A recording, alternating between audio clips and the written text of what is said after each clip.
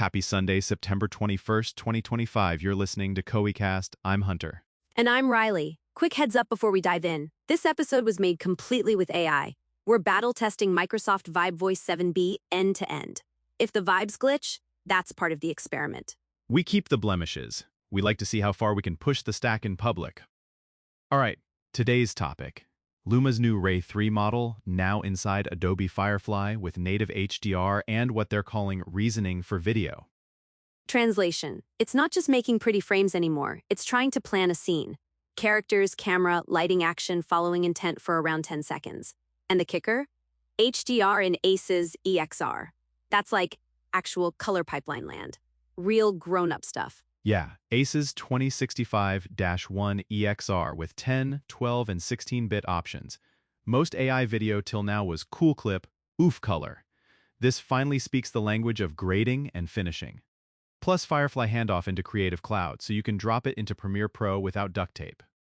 Okay, but is this huge or a nice to have? Because Runway and Pika have been sweating motion and coherence for a minute. It's a meaningful step. The native HDR plus Adobe integration is the differentiator.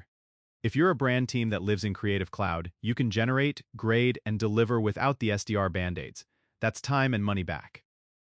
I like the draft mode too. Quick, cheap concept runs to explore looks, then punch it up to final quality for the hero clips. That's literally how creators work. Iterate fast, then commit. Let's map it to real workflows. For a marketer, you can templatize prompts, brand-safe language, camera moves, palette cues, run a batch of 10-second intros and transitions, then conform everything in ACES so your grade is consistent across channels.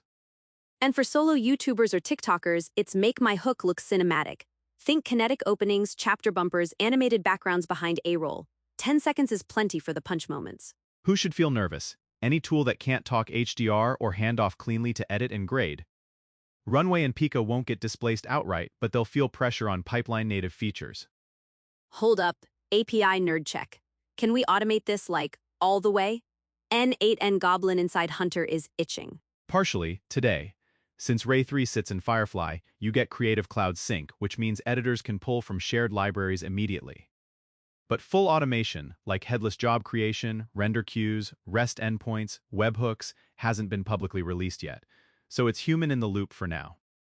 So the play is, draft variants in Firefly, assets sync to a shared library, editor drags into a template timeline, colorist keeps everything in ACES, and we ship. Not fully robot, but the conveyor belt is moving. Exactly. Also big for QC, content credentials are attached, and HDR flags carry through. You can build a review step that checks for correct color space and provenance before anything gets scheduled. Talk limits. We've got 10-second clips, no audio generation, and some regions are still sorting access. Also seeing promo chatter like unlimited generations on certain paid tiers for a limited time, check Firefly for the fine print. Pricing-wise, if you're already in Creative Cloud, the value is strong because you save translation time. You're not round-tripping through mystery LUTs to make AI footage behave. Benchmarks, vibes, memes, let's hit all three. Benchmark, vibes, the continuity looks steadier, fewer melting faces on frame 8, the motion feels more intentional. And HDR makes everything pop without nasty clipping. Quality of life or must-have.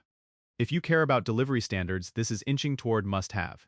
If you're doing only social lo-fi, it's a quality upgrade that makes your brand look expensive. Meme angle. Ray3 pulled up to set with a colorist, a gaffer, and a call sheet. That's the caption. Competitive landscape. Runway is still great at rapid ideation, Pika is snappy for fun motion, but native HDR plus Adobe's first-party handoff is a serious wedge. Also, teams that wrote off AI video as just previs now have fewer excuses. Who's it for? Creators and marketers first. Engineers and ops teams can watch for the moment a public video API drops. When that happens, boom, video as a service products everywhere. Let's do a few concrete scenarios. TikToker, write a brand-safe prompt for your series opener, generate 5 looks in draft mode, pick 2, render final HDR, grade lightly, drop under your A-roll. Done in an afternoon. Podcaster.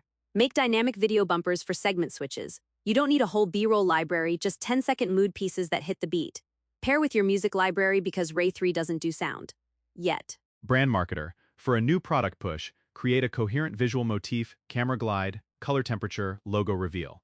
Spin variants by cohort, automatically slot selects into campaign timelines via shared libraries, then export with content credentials intact. Film team. It's previs turned pitch deck candy. Or polished social spots that won't embarrass your colorist. You'll still keep your DP, chill, this is for the quick hits and concept scenes. Risks and gotchas. 10-second ceiling means you're stitching shots in edit. That's fine, but character consistency across multiple clips is still early. Also watch for export quotas and regional rollouts while they stabilize. Creativity guardrails? It's Adobe, so there are safety filters. If your prompt is spicy or brand unsafe, it might get nerfed. Plan around that with style frames and reference language that's clear but safe. Automation wishlist from the Ops Brain. Public video API with parameters for prompt, seed, duration, and color space. Job status callbacks so we can route finished renders into timelines automatically. Metadata blocks with HDR flags, ACES IDs, and provenance JSON for audit. Plus quotas and cost caps so campaigns don't blow budgets at 2 a.m. Until then, hacky but useful. Codify brand prompts, store them in Firefly boards, use shared libraries as your inbox, set review checklists for color and provenance, and version everything like you would a normal edit.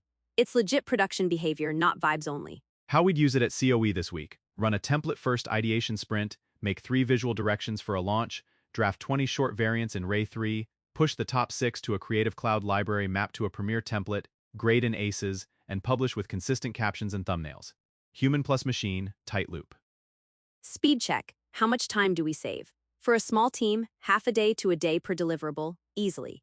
The big win is not fighting color. The second win is the handoff, no manual file wrangling. Longer term, I'm watching for multi-shot sequences with consistent characters and assets. Once the model keeps identity and motion across shots, story work levels up.